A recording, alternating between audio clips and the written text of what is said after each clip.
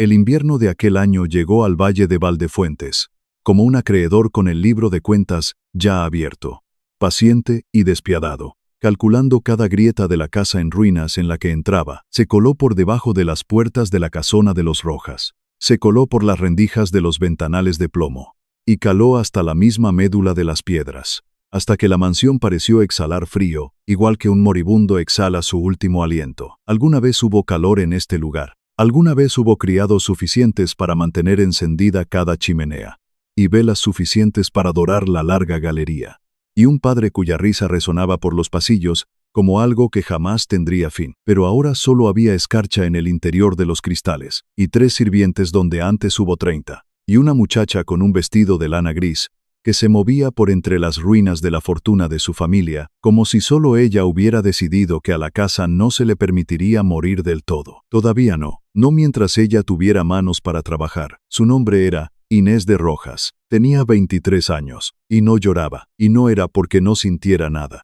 era porque había aprendido, tras largos años de ver a su familia hundirse, que las lágrimas eran una moneda, y que una vez gastadas no compraban nada a cambio. Así que las guardaba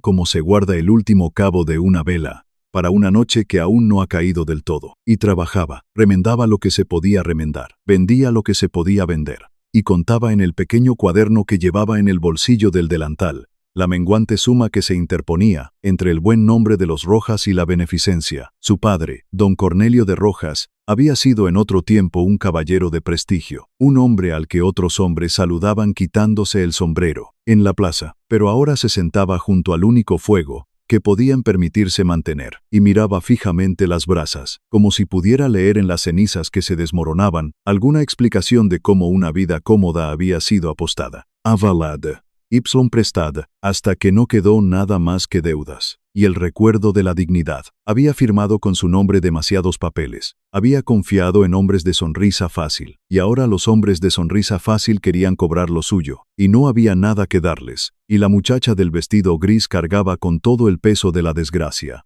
sin decir ni una sola vez en voz alta que aquello era injusto, porque había decidido, mucho tiempo atrás, que la justicia era un lujo de los ricos, y ella ya no era rica. Fue en el tercer día de aquel cruel mes de diciembre, cuando apareció el valor para afrontarlo todo. Inés lo escuchó antes de verlo, el repicar de las cerraduras de hierro sobre el camino helado, el crujir de un carruaje pesado, construido para la comodidad y el estatus. Se acercó a la ventana con el trapo aún en la mano, y observó cómo se aproximaba entre las ramas negras y desnudas de los olmos. Era negro, lacado y tirado por 4 caballos tordos, y en su puerta llevaba un escudo que ella no reconoció, un ciervo bajo una luna creciente, y supo al instante que quienquiera que viajase allí dentro, no venía de ningún mundo que rozara el suyo. Se limpió las manos, se alisó el vestido gris que no podía mejorarse por mucho que se alisara, y bajó las frías escaleras para abrir la puerta ella misma, porque no había nadie más que pudiera abrirla. Y cuando tiró de la pesada madera de roble hacia adentro, primero entró el viento, y luego el hombre. Era alto, de un modo que hacía que el marco bajo de la puerta pareciera un insulto diseñado expresamente para él. Vestía de negro, todo de negro. Un abrigo grueso que había costado más de lo que la casona ganaba ahora en un año, y su rostro era severo, esculpido, frío, de una manera que no tenía nada que ver con el clima. Sus ojos eran del color de la pizarra bajo la lluvia. La miró a ella, al vestido sencillo, a las manos enrojecidas, a la casa a sus espaldas, con sus paredes húmedas y su único fuego moribundo, y algo en su expresión no se suavizó, sino que se afiló muy levemente, como si hubiera venido esperando una cosa y hubiera encontrado otra, y aún no hubiera decidido qué pensar de ello. No se quitó el sombrero, dijo, con una voz tan plana y nivelada como un estanque helado, que era el duque de Altamora, que su nombre era Ramiro Fernán, y que venía a hablar con don Cornelio de Rojas sobre una deuda. Inés no se inmutó, había aprendido a no inmutarse, se hizo a un lado y dejó que el frío y el duque entraran en la casa, y pensó, con la sombría claridad que era la única riqueza que le quedaba, que fuera lo que fuese lo que este hombre quisiera, su familia lo pagaría de un modo u otro, porque eso era lo que hacían los pobres, pagar. El duque de Altamora se sentó en el frío salón frente a su padre, e Inés les llevó lo que pudo, que fue una infusión ligera, en las 2 únicas tazas de porcelana que no habían sido vendidas. y se quedó de pie junto a la puerta, porque no pensaba dejar a su padre a solas con un acreedor, por muchos títulos que tuviera. Ramiro Fernán habló con claridad. Dijo que era el dueño de las letras de cambio de las tierras de los Rojas. Se las había comprado a los hombres de Sonrisa Fácil. Las había comprado con descuento, porque todos en la provincia creían que los Rojas estaban acabados,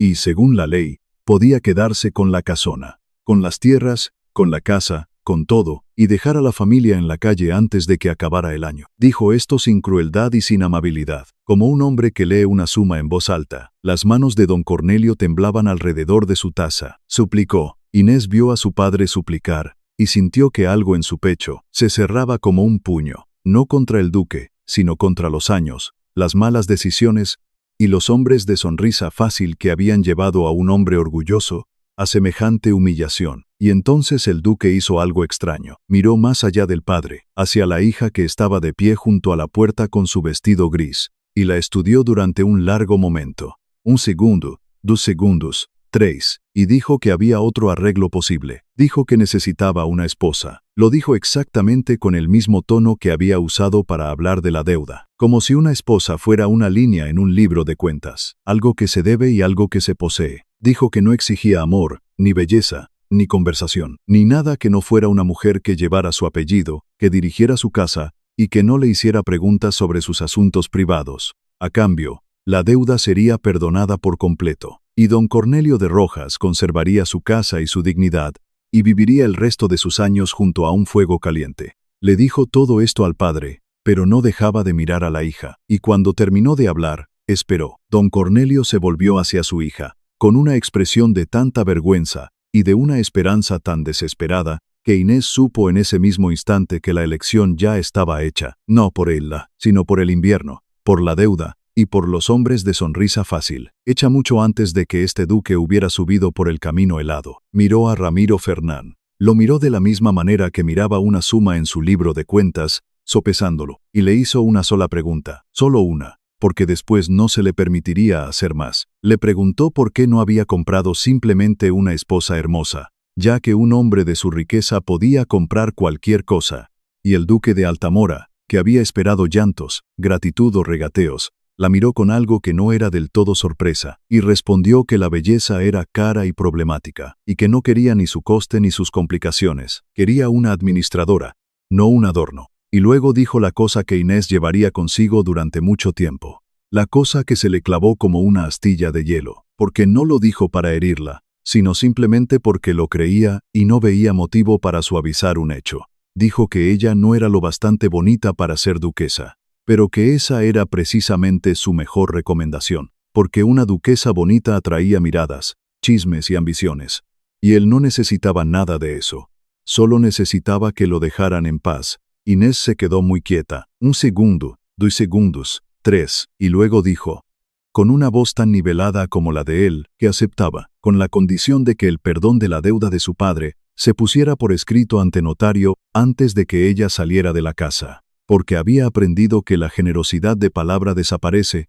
junto con quien la pronuncia. El duque inclinó la cabeza a un grado apenas imperceptible, y algo cruzó su rostro. No fue exactamente una sonrisa, sino el casi inicio de una sonrisa que desapareció antes de llegar a formarse, y dijo que ella era una mujer práctica, y que había elegido mejor de lo que pensaba. Se casaron 11 días después en la fría capilla de piedra, a las afueras de las tierras de Altamora, una ceremonia tan pequeña y tan rápida que parecía menos una boda que una transacción sellada con cera, que, a decir verdad, era exactamente lo que era. Inés llevaba el vestido gris, porque no tenía nada más elegante, y no pensaba fingir lo contrario, y el duque vestía de negro, y el viejo cura leyó las palabras a toda prisa, como si él también sintiera el frío y deseara terminar cuanto antes. No hubo invitados por parte de ella, salvo su padre, quien lloró en silencio durante todo el acto, y ninguno por parte del duque, detalle que Inés notó, y guardó junto con las otras cosas, que estaba aprendiendo sobre aquel hombre que ahora era su marido. No la besó. Cuando el cura indicó que podía hacerlo,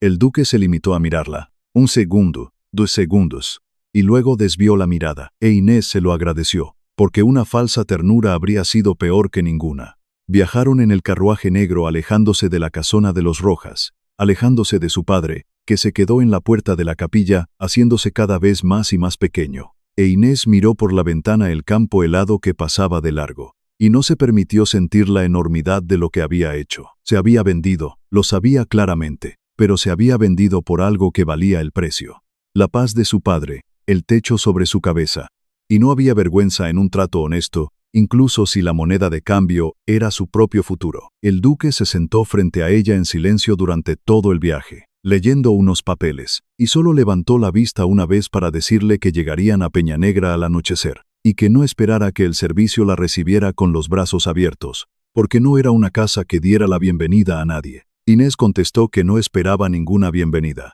y volvió a clavar la mirada en la ventana, y el duque la miró un instante más de lo necesario, antes de volver a sus papeles, y aunque ella no lo vio, algo en su severo rostro se volvió. Por un segundo, pensativo, Peñanegra se alzó en medio del crepúsculo, como algo que la propia tierra hubiera parido en medio de un lamento, una vasta y sombría mole de piedra negra, con 100 ventanas oscuras y torreones, que parecían arañar el bajo cielo de invierno. E Inés, al alzar la vista mientras el carruaje cruzaba las grandes puertas de hierro forjado, comprendió al instante que había cambiado una casa fría por otra mucho más grande y más helada. Si la casona de su padre había sido un lugar cálido que se había enfriado, Peñanegra parecía un lugar que nunca había conocido el calor. Una casa construida para impresionar y perdurar, pero nunca para dar cobijo a un corazón que late. Por dentro era aún peor. El vestíbulo de entrada se alzaba en sombras, y los criados que formaban en fila para recibir a su nueva señora lo hicieron con rostros de piedra. Sus ojos resbalaban sobre el vestido gris y las manos enrojecidas, con una evaluación que no requería palabras, pues ella supo leerla con total claridad. Habían oído los rumores, por supuesto. Habían oído que el duque se había casado con la hija feucha de un hidalgo arruinado, por razones que nadie entendía, y ya habían decidido entre ellos que ella no era nada, que no duraría, que era un capricho que tendrían que soportar hasta que él se cansara de ella. Una mujer severa vestida de gris, el ama de llaves, cuyo nombre Inés aprendería que era la señora Velasco. Le mostró sus habitaciones con una economía de cortesía que hizo el insulto aún más afilado por ser técnicamente correcto. Las habitaciones eran grandiosas, gélidas y muertas, colgadas de viejos terciopelos que se habían endurecido por el polvo, e Inés se quedó sola en ellas, después de que el ama de llaves se marchara, y miró la enorme y fría cama, y los enormes y fríos ventanales, y el enorme y frío silencio, y pensó,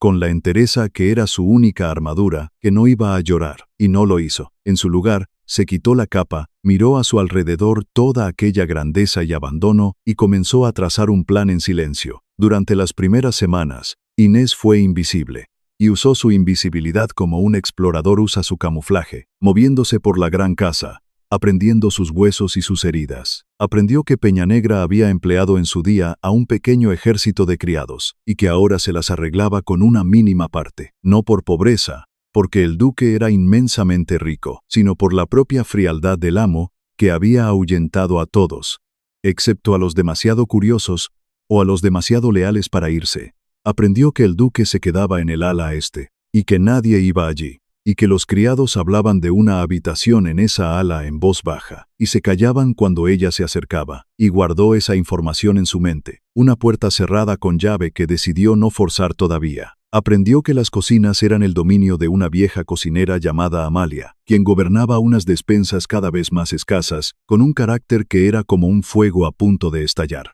Y fue Amalia, de lengua afilada y nada impresionable, la primera que habló con la nueva duquesa como si fuera una persona y no un rumor. Fue frente a un buen café de puchero, en la cálida cocina, que era la única habitación viva en toda aquella casa muerta. Amalia le dijo que el duque no era un mal hombre, sino un hombre roto, y que la casa se había hundido en la tristeza, porque el amo se había hundido en la tristeza, y que si la nueva duquesa tenía 2 dedos de frente, o salía corriendo o arreglaba aquello, pero que bajo ningún concepto se limitara a soportarlo, porque soportarlo era lo que toda la casa había hecho durante 3 años, y ya veía a dónde les había llevado. Inés escuchó, y le hizo a la vieja cocinera una sola pregunta. Le preguntó de qué estaba de luto el duque. Amalia la miró fijamente durante un largo momento, 1 segundo, 2 segundos, 3, y luego dijo que esa no era una historia que le correspondiera contar a ella, y que la duquesa la sabría, o no, cuando el amo lo decidiera, y que mientras tanto, había una casa muriendo a su alrededor, y una mujer de pie en medio de ella, con manos hábiles, y la vieja cocinera preguntó qué pensaba hacer la señora al respecto. Lo que Inés pensaba hacer, resultó serlo todo. Empezó por lo más pequeño, porque siempre empezaba por lo pequeño, con las cosas que no costaban dinero, sino atención. Mandó quitar las fundas de los muebles del salón, y ordenó limpiar los cristales para que entrara la luz del invierno. Una luz fina y pálida, pero real. Estudió las cuentas de la finca, porque el duque, al descubrir con fría sorpresa que su nueva esposa sabía leer un libro de cuentas mejor que su propio administrador, se las entregó una noche con la orden rotunda de que las gestionara ella, y encontró en aquellas páginas 100 pequeños robos y derroches que habían desangrado a la casa durante años, y les puso fin,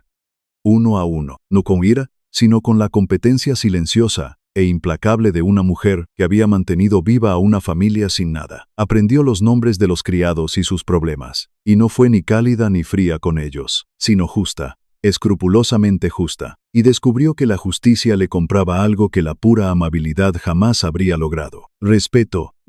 a regañadientes al principio, y luego respeto de verdad. Ordenó acortar la inmensa mesa del comedor, aquella absurda mesa con capacidad para 40 comensales, en la que el duque se sentaba solo en un extremo cada noche, en un silencio que podría haberse tragado a un regimiento entero. Mandó quitar los tableros hasta dejarla en una mesa en la que 2 personas pudieran sentarse.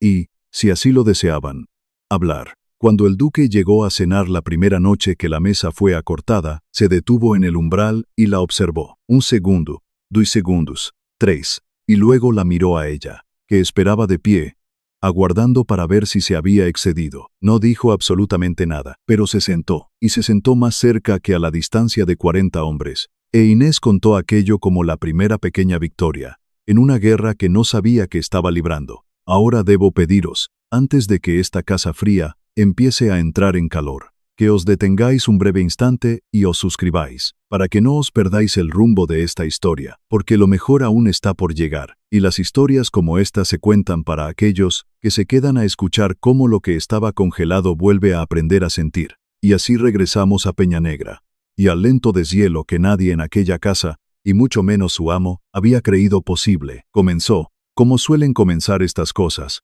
con un pequeño gesto. Un gesto que significó más de lo que debía. En sus exploraciones por la inmensa casa muerta, Inés había descubierto una biblioteca, una gran sala de techos altos, completamente forrada de libros, y estaba, como todo lo demás, cubierta de polvo y abandonada, con las encuadernaciones de cuero resecas y el aire denso con el olor de la decadencia lenta. Y sin embargo, Inés la amó de inmediato. La amó de un modo en que no había amado nada desde que era una niña, y la convirtió en su proyecto y en su refugio al mismo tiempo. Pasaba allí las tardes cuando la casa no la necesitaba, limpiando los estantes, sacudiendo el polvo de los lomos, aceitando el cuero agrietado, y leyendo por primera vez en años. Leyendo no por necesidad, sino por hambre de historias. Y fue allí donde el duque la encontró una sombría tarde, acurrucada en un sillón junto a un fuego que ella había insistido en encender, con un libro en el regazo y la luz del invierno iluminando su rostro sencillo y común. Él se quedó en el umbral mucho tiempo,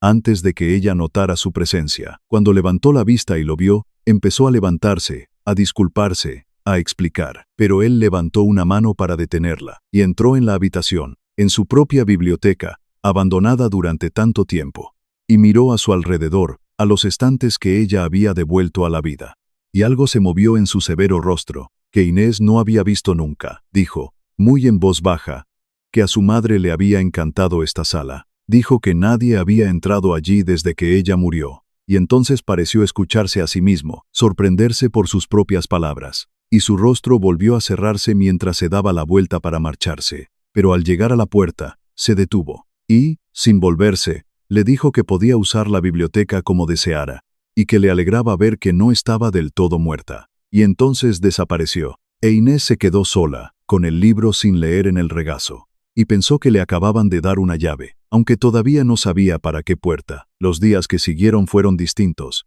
aunque la diferencia fue tan sutil que alguien que no estuviera atento se la habría perdido por completo. El duque de Altamora empezó a bajar a cenar, no siempre, pero a menudo, y a veces pronunciaba unas pocas palabras secas sobre la finca, el clima o algún asunto de las cuentas. E Inés respondía con franqueza, y no llenaba los silencios con cháchara, como habría hecho otra mujer, y parecía que esto le agradaba a él. Esta voluntad de sentarse en silencio junto a otro ser humano que no le exigía nada. Ella aprendió a leer sus silencios igual que había aprendido a leer sus cuentas. Aprendió que cierta quietud significaba que algo le preocupaba, y que cuando su mirada se desviaba hacia el ala este, su mente había viajado a un lugar del que no hablaba, y que una vez, solo una vez, cuando ella había hecho un comentario sarcástico y sincero sobre las estupideces de los nobles de la provincia, la comisura de sus labios se había movido, el casi inicio de una sonrisa, que apareció y se esfumó, y ella se había sentido absurda y desproporcionadamente complacida. Aún no entendía por qué le importaba tanto su aprobación. Se decía a sí misma que no le importaba. Se decía que aquello era un trato, un negocio, que ella le debía eficacia y nada más,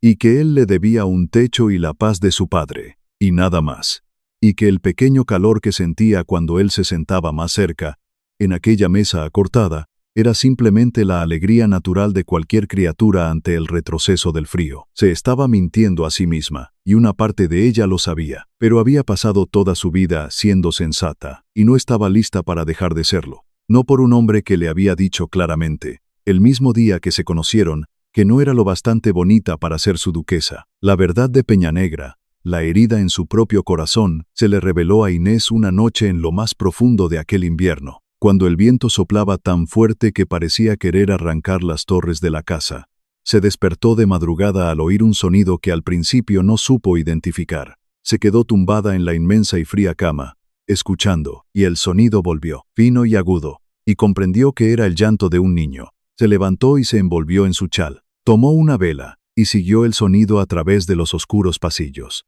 pasando por las habitaciones de los criados que dormían, hacia el ala este, donde nadie iba jamás, y el llanto se hizo más fuerte a medida que avanzaba. Al llegar a la gran puerta de esa ala, descubrió que no estaba cerrada con llave. Por primera vez, estaba sin echar el cerrojo. La empujó y entró. El ala este estaba caliente. Fue lo primero que le llamó la atención, el impacto del calor en aquella casa helada, porque aquí todas las chimeneas estaban encendidas y todas las velas ardían, y comprendió en un instante a dónde había ido a parar toda la leña y toda la luz de Peñanegra, no a las frías habitaciones del amo, sino aquí, a este lugar escondido, al final del cálido y luminoso pasillo. Una puerta estaba abierta. En su interior había un cuarto infantil, y en ese cuarto, el duque de Altamora estaba sentado en el suelo, junto a una cama pequeña, en mangas de camisa, y en la cama había una niña, de quizás 5 años, delgada, pálida y consumida por la fiebre. El duque sostenía la manita de la niña entre sus 2 grandes manos,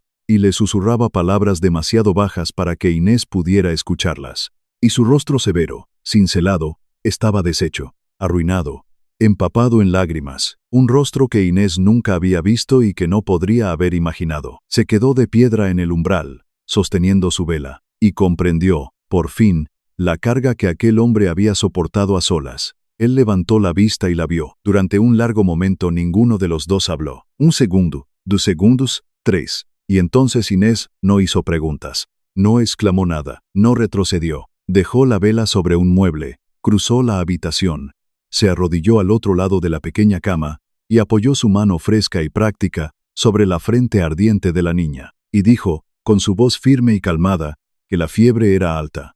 pero no peligrosa todavía, y que había cuidado a su propia madre en situaciones peores, que tenían que darle agua a la niña y bajarle la fiebre con paños húmedos. Preguntó si había vinagre en la casa, porque el vinagre con agua en las muñecas y en las sienes haría bajar el calor. Y el duque de Altamora, que se había enfrentado solo al lecho de enfermo de su hija durante 3 años, demasiado orgulloso y demasiado herido para dejar que otra alma se le acercara, miró a través de aquella pequeña cama a la mujer sencilla con la que se había casado por su sencillez, y obedeció. Cuidaron juntos de la niña durante toda aquella noche de aullidos de viento, y mientras la cuidaban, el muro que se había levantado entre ellos se derrumbó piedra a piedra, no de golpe, sino de la manera lenta e inevitable, en que se derrumban los muros cuando lo que hay detrás ya no puede soportarse a solas. El duque le contó, en las horas de madrugada cuando la fiebre había bajado y la niña por fin dormía, toda la historia. La niña era su hija, Su nombre era Blanca, su madre había sido su primera esposa, una gran belleza, celebrada en todas partes, con la que se había casado por amor,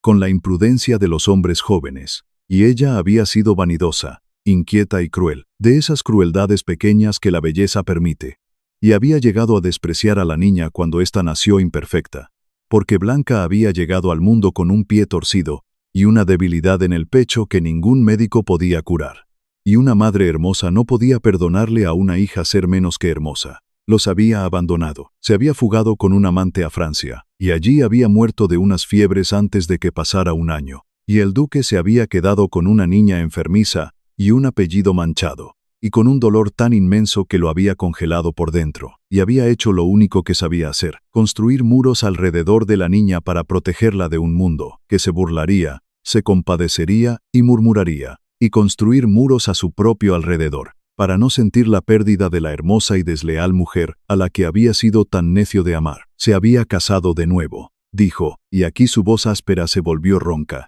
Se había casado con una mujer sencilla y sensata, precisamente porque no podía soportar otra belleza, no podía soportar a otra criatura que valorara los rostros por encima de los corazones, no podía arriesgar el frágil espíritu de su hija con otra madre que la encontrara defectuosa. Había querido una administradora, dijo, y se había convencido a sí mismo de que eso era lo único que quería, y le había dicho a aquella mujer sencilla, el día que la conoció, que no era lo bastante bonita para ser duquesa, creyendo, al decirlo, que era un acto de piedad, que los liberaba a ambos de cualquier falsedad,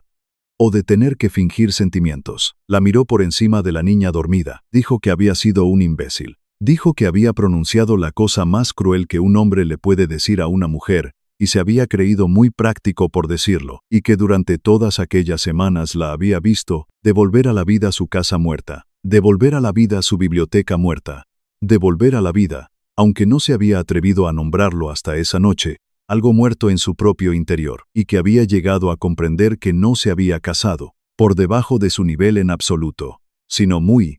por encima. Inés escuchó todo esto en silencio, con la mano aún apoyada suavemente en el pelo de la niña dormida, y cuando él terminó, no lloró, aunque le escocían los ojos, y no alargó la mano hacia él, aunque algo en su interior deseaba hacerlo. Cuando confió en su propia voz, le dijo solamente que no tenía por qué disculparse por la verdad, porque ella no era hermosa y lo sabía, y nunca había fingido lo contrario, y que si su falta de belleza la había traído hasta esta casa y hasta esta niña, entonces se alegraba de ello, más feliz de lo que había sido nunca por ninguna otra cosa. Dijo que los rostros se marchitan y las fortunas se pierden, pero que una persona dispuesta a arrodillarse junto al lecho de un enfermo en la oscuridad vale más que ambas cosas juntas. Y que creía, aunque solo llevaba poco tiempo en esa casa, que Blanca tenía a alguien así en su padre, dijera lo que dijera el mundo sobre él. El duque de Altamora la miró, y lo que apareció en su rostro entonces no fue el casi inicio de una sonrisa, sino algo más profundo,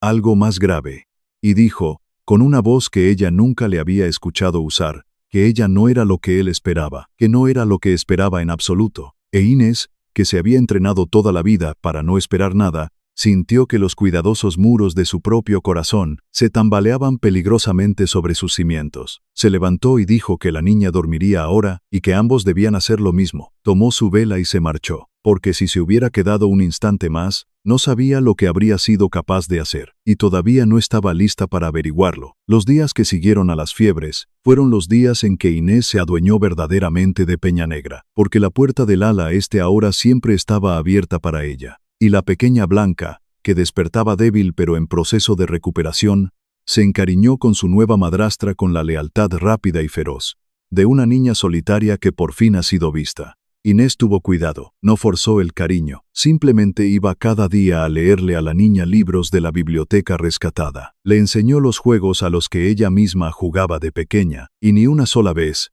ni con un simple parpadeo, mostró darse cuenta de que la niña tenía el pie torcido o de que le costaba respirar. La trató exactamente como habría tratado a cualquier niña lista y despierta, algo que nadie, salvo su padre, había hecho nunca, y la niña floreció bajo esos cuidados, igual que las rosas que Inés ya planeaba recuperar en el jardín asfixiado de maleza. Y el duque, al ver esto, al ver a la esposa sencilla y sensata que había comprado, sentada con las piernas cruzadas en el suelo del cuarto, con la cabeza morena de su hija apoyada en el regazo, sintió que el último hielo que quedaba en su interior se rompía, se resquebrajaba y se deshacía, y no luchó contra ello. Empezó a ir al cuarto de la niña por las noches, y los tres se sentaban juntos en aquella habitación cálida e iluminada. Y no era nada grandioso, ni espectacular, pero era, como Inés se dio cuenta una noche con un sobresalto que la asustó, una familia. O el comienzo de una, lo que jamás se había permitido imaginar que podría tener. Se descubrió a sí misma buscando la rara sonrisa a medias del duque, de la misma manera que antes, vigilaba el dinero menguante en su libro de cuentas, como el indicador de que todo iba a salir bien. Se sorprendió una noche riéndose de algo que Blanca había dicho, riéndose de verdad, y al levantar la vista, descubrió al duque mirándola con una expresión que le cortó la respiración. Apartó la mirada rápidamente y se dijo que no era nada, sabiendo que no era cierto, y se quedó despierta aquella noche en la inmensa cama que ya no parecía tan fría, preguntándose cómo un trato comercial se había convertido en esto, y si era seguro desearlo, sabiendo de sobra, con la cruda honestidad que aplicaba a todo, que no era nada seguro, y que, de todos modos, lo deseaba. Fue en medio de ese frágil y nuevo calor donde se entrometió el mundo, como siempre hace el mundo, con la forma de la prima del duque, una mujer llamada Cayetana de la Vega, quien llegó a Peñanegra sin invitación alguna,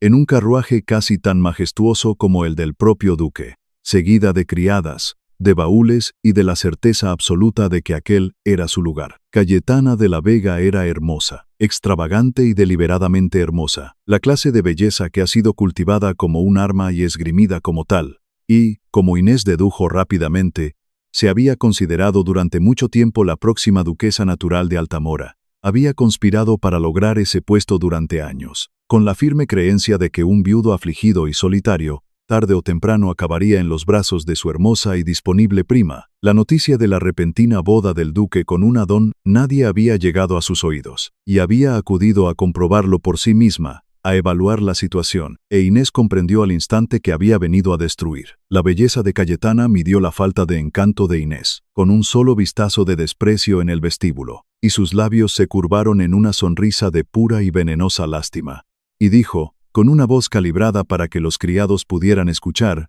que se había enterado de que Ramiro se había casado, pero que nadie le había avisado de que se había casado con el ama de llaves. Qué moderno por su parte. Qué práctico. Pero, desde luego, era un arreglo temporal hasta que él recobrara el juicio. Inés no mordió el anzuelo. Se había pasado toda la vida siendo mirada de esa manera por mujeres más ricas y más bonitas, y había aprendido que la única respuesta ante la crueldad que busca herir es negarse a sangrar. Dio la bienvenida a la prima con una cortesía fría y perfecta. Hizo que le prepararan unas habitaciones, y no dijo absolutamente nada que Cayetana pudiera utilizar en su contra. Y Cayetana, privada de la satisfacción de una reacción, entornó sus hermosos ojos y comprendió que no iba a ser tan fácil espantar a aquella administradora sosa, así que se dispuso a espantarla ella misma. Durante 15 días, Cayetana de la Vega libró su guerra silenciosa. Corregía a Inés sobre la gestión de la casa delante del servicio, con dulzura, como quien corrige a un niño. Recordaba en voz alta anécdotas de juventud junto al duque, intimidades y sobreentendidos, pintando el retrato de un vínculo en el que la esposa sosa jamás podría entrar. Halagaba al duque, le tocaba el brazo y soltaba su risa cristalina, y observaba a Inés en busca de celos. Al no encontrar ninguno, se volvió imprudente, y cometió al fin el error fatal de los vanidosos, que es confundir el silencio con la debilidad, y la bondad con la estupidez. Volvió su atención a la niña. Inés había protegido cuidadosamente a Blanca. Había mantenido a la niña en el cálido ala este, lejos del veneno de la prima. Pero llegó una tarde en la que Cayetana, deambulando, descubrió a la niña en el jardín, allí donde Inés había empezado, con la entusiasta ayuda de Blanca, a limpiar los rosales ahogados por la maleza. Y Cayetana miró desde arriba a la niña pequeña, con su pie torcido y sus mejillas sonrojadas. Y algo feo y complacido apareció en su hermoso rostro, y dijo, con su voz dulce y cantarina,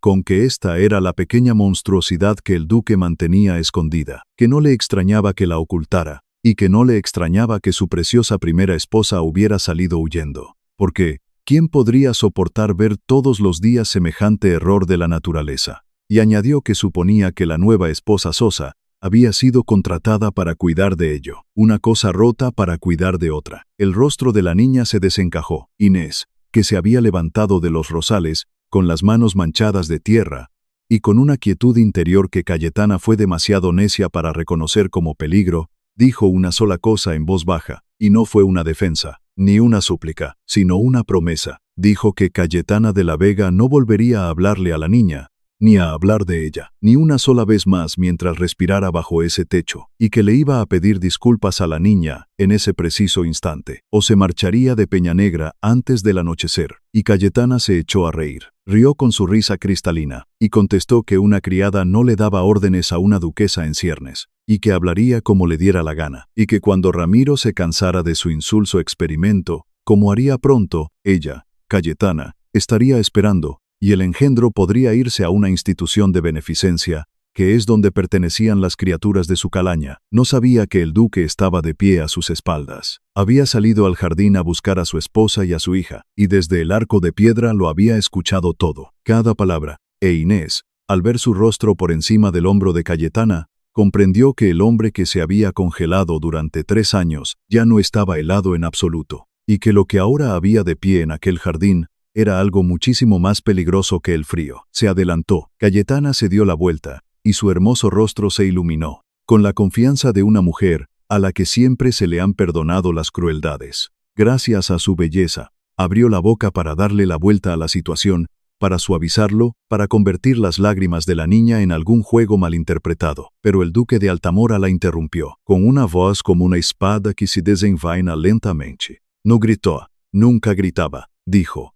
con aquel tono frío y monótono que Inés había escuchado por primera vez en el salón de su padre, que se callara, y ella se calló, tan impactada estaba por lo que escuchaba debajo de esa aparente calma. Y entonces él hizo algo que Inés recordaría toda su vida, algo que desbarató cada uno de los muros, que ella había levantado cuidadosamente alrededor de su corazón, algo que jamás, en todos sus años de ser ignorada, había soñado que un hombre pudiera hacer por ella. Recogió a su hija llorosa en brazos, colocó su otra mano en la espalda manchada de tierra de su esposa, atrayéndola hacia su costado, y se giró para enfrentarse a la hermosa mujer, que había conspirado para conseguir su apellido y su fortuna, y empezó a hablar. Dijo que Cayetana de la Vega había entrado en su casa, creyendo que la belleza era una moneda con la que se podía comprar cualquier cosa, un apellido, una fortuna, el afecto de un hombre, y que se equivocaba, y que se lo iba a explicar ahora mismo, para que lo entendiera antes de abandonar sus tierras para siempre, para que entendiera exactamente lo equivocada que estaba. Dijo que cuando fue a la casona de los Rojas a cobrar una deuda, había encontrado a una mujer con un vestido gris que no lloraba, que no suplicaba, que le hizo una sola pregunta práctica y cerró un único trato honrado, y que exigió la protección de su padre por escrito, porque no se fiaba de la palabra de ningún hombre, incluida la suya, y que entonces él había pensado que ella era, simplemente, una mujer sensata. Dijo que esta mujer había llegado a su casa muerta, y no se había quejado del frío, sino que había encendido sus chimeneas una a una. Dijo que había descubierto el robo en sus cuentas, que a su propio administrador se le había pasado por alto, y que había acortado la mesa en la que él llevaba 3 años sentándose solo, para que no tuviera que seguir estando solo, y había rescatado la biblioteca de su madre del polvo, y ni una sola vez, le había pedido nada para ella misma. Dijo que había caminado a oscuras en la peor noche de aquel invierno hacia el sonido de una niña que lloraba, y no había salido huyendo al ver lo que encontró, sino que se había arrodillado junto a la cama de la hija imperfecta de otra mujer, y le había salvado la vida con vinagre, agua y sus 2 manos firmes, y que nunca después había mirado a la niña con compasión, sino únicamente con amor. Dijo, alzando la voz ahora, que aquella mujer sin belleza había hecho más cosas verdaderas y hermosas en una sola estación del año que Cayetana de la Vega en toda su adornada vida, y que la belleza, la verdadera belleza, no residía en un rostro, sino en las manos que encendían los fuegos, y que se arrodillaban junto a las camas de los enfermos, y que limpiaban los rosales de maleza, y que no pedían nada a cambio. Dijo, y aquí no miró a su prima, sino a su esposa, que él le había dicho a aquella mujer, el día que la conoció, que no era lo bastante bonita para ser duquesa, y que había sido la mayor estupidez que había dicho en su vida, porque ella era más que bonita, era más que hermosa, era la única mujer viva, a la que querría como duquesa, la única mujer a la que deseaba, la única mujer a la que amaba. E Inés de Rojas, que no lloraba, que había guardado sus lágrimas toda su vida, para una noche en la que creyera que nunca valdría la pena gastarlas. Sintió que por fin brotaban las lágrimas, y no luchó contra ellas, porque esta era la noche, esta era la razón por la que valía la pena gastarlas, y lloró abiertamente en el jardín en ruinas, con tierra en las manos, y los brazos de una niña alrededor del cuello,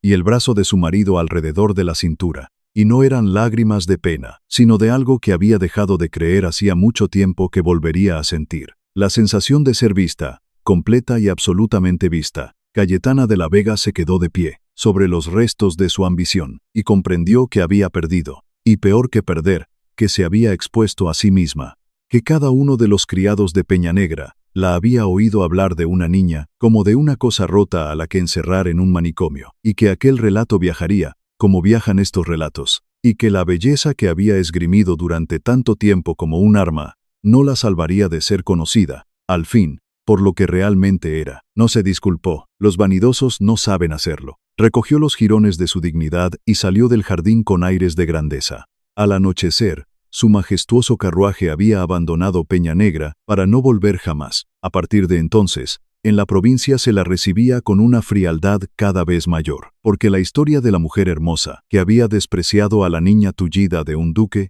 y había sido expulsada por ello, llegó a oídos de todos, y la alta sociedad, que le perdona muchas cosas a la belleza, no se lo perdona todo. Con los años, Cayetana de la Vega se convirtió en una mujer de la que se sentía más lástima que admiración, lo cual, para alguien que había vivido de ser admirada, era el destino más cruel de todos. E Inés, las raras veces que pensaba en ella años más tarde, no lo hacía con odio, sino con algo muy cercano a la compasión, porque una mujer que solo tiene su cara, ha construido su casa sobre nieve que se derrite. Aquella noche, cuando la niña se durmió, y la inmensa casa se sumió en el silencio, una casa ya caliente de punta a punta, pues Inés había ordenado tiempo atrás encender el fuego en todas las salas. El duque de Altamora fue a buscar a su esposa, donde ella estaba sentada en la biblioteca renacida, junto a la lumbre. Se paró frente a ella, y, para ser un hombre tan severo, parecía casi inseguro. Casi joven, dijo que había hablado con ira en el jardín, pero que quería que ella supiera que ni una sola de sus palabras había sido dicha por el enfado, que todo era verdad, que lo sabía desde hacía semanas, pero le había faltado valor para decirlo, porque un hombre que ha sido traicionado por la belleza aprende a desconfiar de su propio corazón. Dijo que no la merecía, al haberla comprado como a una administradora y haberla tratado como a una transacción comercial,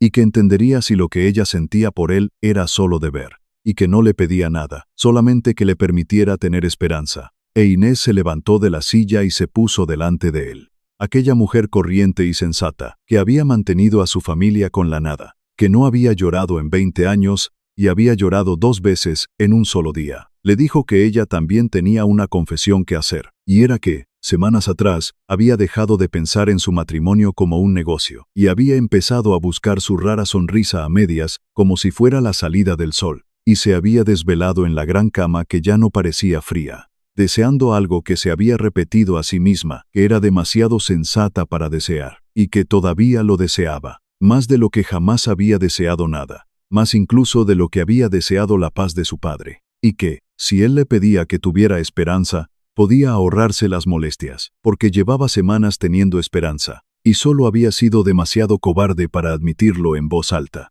Al escuchar esto, el duque de Altamora acortó la escasa distancia que los separaba, le tomó las manos encallecidas por la tierra entre las suyas, de la misma forma que había tomado la mano de su hija la noche de la fiebre, y la miró durante un largo momento, 1 segundo, 2 segundos, 3, y por fin la besó, en aquella biblioteca iluminada por el fuego, y cálida, que su madre tanto había querido, y no fue el beso rápido, obligado y vacío de su boda, sino el beso de un hombre que ha encontrado, contra todo pronóstico y contra todas sus defensas, aquello que no sabía que estaba buscando. E Inés, que se había casado con un extraño, con un vestido gris en una capilla helada, y no había pedido más que un techo para su padre, comprendió que se lo habían dado todo, y que no se lo había ganado con una cara bonita, ni con una fortuna, sino con el trabajo duro, sin glamour, el trabajo de su propio y honesto corazón, y que esa era una clase de riqueza que ningún hombre de sonrisa fácil podría jamás prestar o quitar. No se lo contaron al mundo enseguida, porque el mundo no merecía saberlo.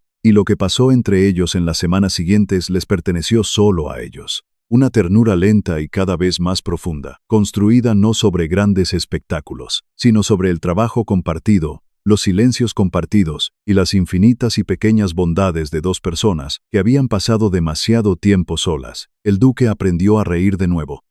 A reír de verdad. Un sonido oxidado y sorprendente que hacía que los criados se miraran asombrados, y el casi inicio de su sonrisa se convirtió cada vez más en una sonrisa real, y luego en algo habitual, e Inés descubrió que, de alguna manera y sin pretenderlo, había descongelado no solo a una criatura, sino a toda una casa, porque a medida que el amo entraba en calor, Peñanegra también lo hacía, y los criados que antes habían mirado su vestido gris con desdén, ahora la miraban con una lealtad que ningún salario podía pagar, porque la habían visto lograr lo imposible, la habían visto devolver a la vida a su amo muerto y a su casa muerta, y sabían, pues los sirvientes siempre lo saben todo, quién exactamente había obrado el milagro. Amalia, la cocinera, la que le había dicho aquel primer día helado, que arreglara la casa, o saliera huyendo, le dijo una mañana,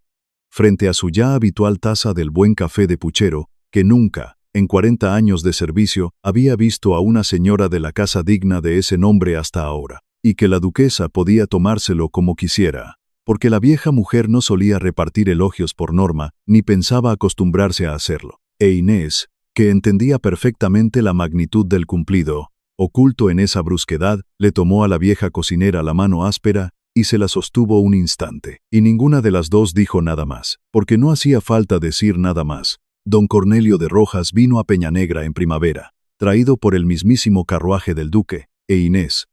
al ver a su padre bajar al patio de la gran mansión, donde su hija era el ama y señora, al verle alzar la vista hacia las torres, que ya no eran lúgubres, sino puramente majestuosas bajo la luz nueva y suave, vio a un hombre que había creído vender a su hija en un trato despiadado, descubrir que, por el contrario, a través de la extraña aritmética del duelo, la deuda y el invierno, la había entregado a una felicidad que jamás podría haberle comprado, con toda la fortuna que había perdido. Lloró, por supuesto, pues era un hombre de lágrima fácil, e Inés no lo hizo, porque ya había agotado su cuota de lágrimas en el jardín aquel día de invierno, y había regresado a su antigua entereza de ojos secos, pero abrazó a su padre durante mucho tiempo en el patio, y lo perdonó, por completo y sin decir una palabra, por las deudas, por los hombres de sonrisa fácil y por aquel trato desesperado, porque todo ello la había llevado hasta allí, y un camino que lleva a semejante lugar no puede considerarse, al final, el camino equivocado. Su padre se encariñó de inmediato con la pequeña Blanca, y la niña, que nunca había tenido un abuelo, se encariñó con él,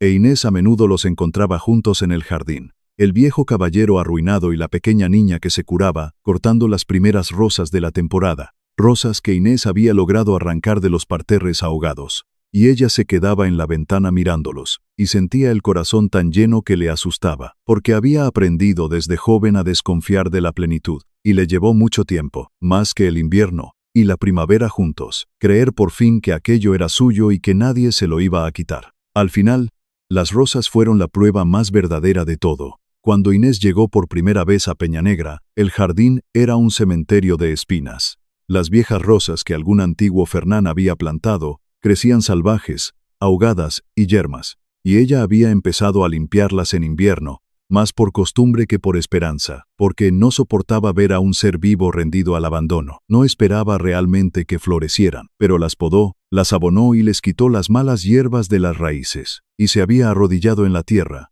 junto a la hija del duque, aguantando el frío y el barro, y cuando llegó la primavera, también llegaron las rosas. Primero un único capullo en el más viejo y grande de los rosales, un capullo de un rojo intenso que se abrió durante 3 días, hasta convertirse en una flor tan perfecta y tan improbable, que la niña echó a correr a buscar a su padre para que lo viera, y el duque se paró en el jardín que su madre había plantado, ante la rosa que nadie creía que volvería a florecer, con la mano de su hija agarrada a una de las suyas, y la mano de su esposa agarrada a la otra, y dijo, muy en voz baja,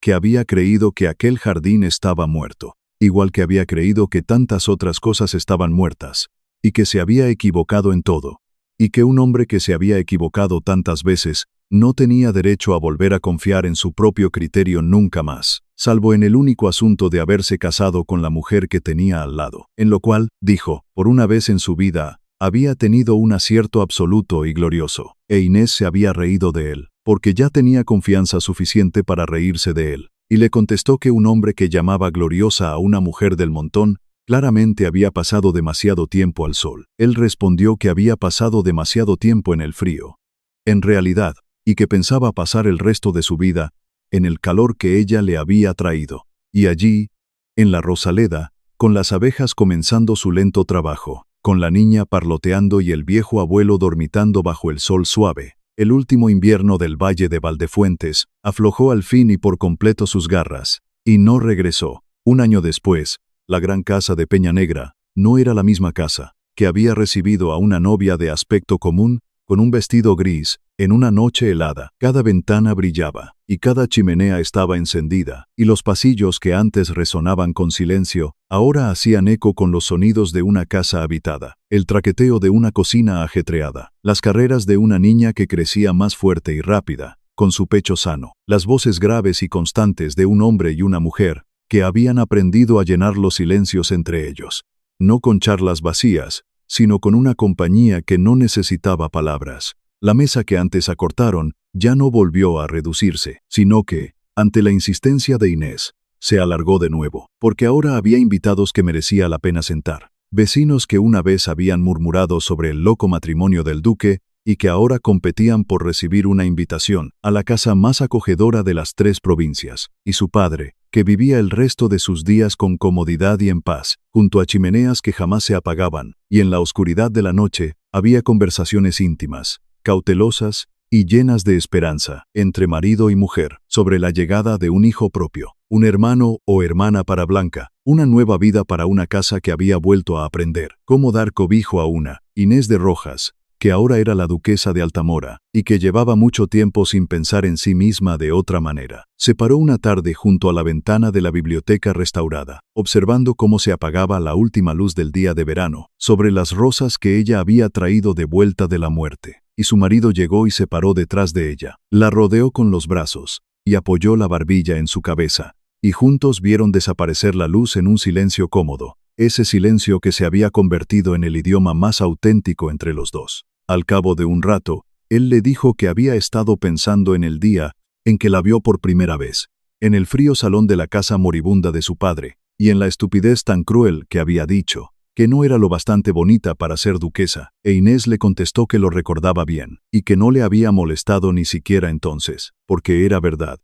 Y a ella nunca le habían servido de nada las mentiras piadosas, y el duque respondió que había pensado mucho en aquello durante todo el año, y que había llegado a entender que tenía más razón de la que creía, y que al mismo tiempo estaba más equivocado de lo que hubiera podido imaginar. Ambas cosas a la vez, porque no era bonita, no, pero era hermosa, y por fin había aprendido la diferencia. La diferencia era que ser bonita era algo que tenías, pero la belleza era algo que hacías, y que su primera esposa había sido la mujer más bonita de toda la provincia, y no había hecho nada hermoso en toda su vida, y que su segunda esposa, su esposa del montón, su esposa sensata, su esposa de manos manchadas de tierra y palabras siempre honestas, era la mujer más hermosa que jamás había conocido, y que jamás conocería, porque todo lo que tocaba, las cuentas, la mesa, la biblioteca, el jardín, la niña, y el hombre arruinado y congelado con el que se había casado, todo lo que tocaba, lo devolvía a la vida, e Inés,